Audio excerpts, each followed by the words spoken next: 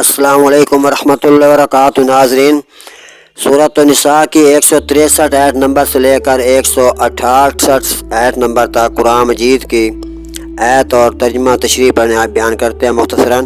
اس میں اللہ تعالیٰ نے قرآن مجید میں فرمایا ہے، ان رسولوں کا ذکر اللہ تعالیٰ نے کیا ہے، اور ان رسولوں کا ذکر کرنے کے بعد اللہ تعالیٰ نے کہا ہے کہ جو موسیٰ علیہ السلام کا یقیناً اللہ تعالیٰ سے کلام ہوا ہے، بات چیت ہوئی ہے، اور ان رسولوں کو اللہ تعالیٰ نے خوشخبری دی ہے جو اللہ کے ہاں کوئی عذر نہیں رکھتے، اور اللہ تعالیٰ ان مسلمانوں کو فرما رہا ہے کہ جو اللہ تعالیٰ کے نیک بندے ہیں۔ آئیے اللہ تعالیٰ کے اس قرآن مجید کی آیت نمبر کو پڑھتے ہیں۔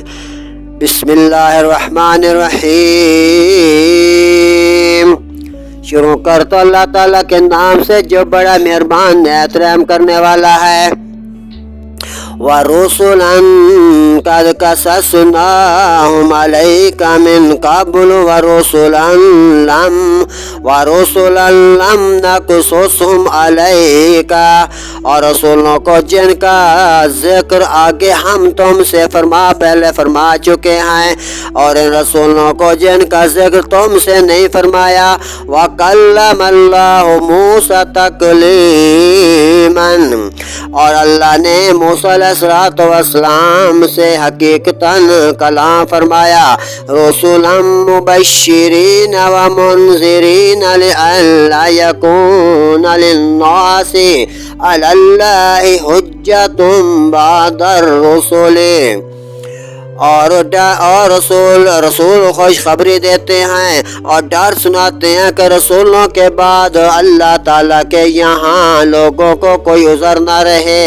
وَقَانَ اللَّهُ عَزِيزًا حَكِيمًا، اور اللہ غالب و حکمت والا ذات ہے۔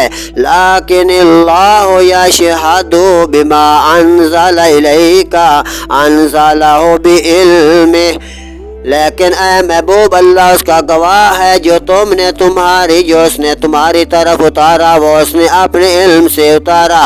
والملائکۃ، اور فرشتے یشہدون گواہ ہیں۔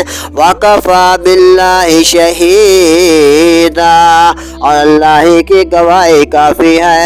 ان الذین کفروا وصدوا عن سبیل اللہ قد ضلوا ضلالا بعیدا، وہ جنہوں نے کفر کیا اور اللہ کے راہ میں سے روکا، بے شک وہ دور کی گمراہی میں پڑے۔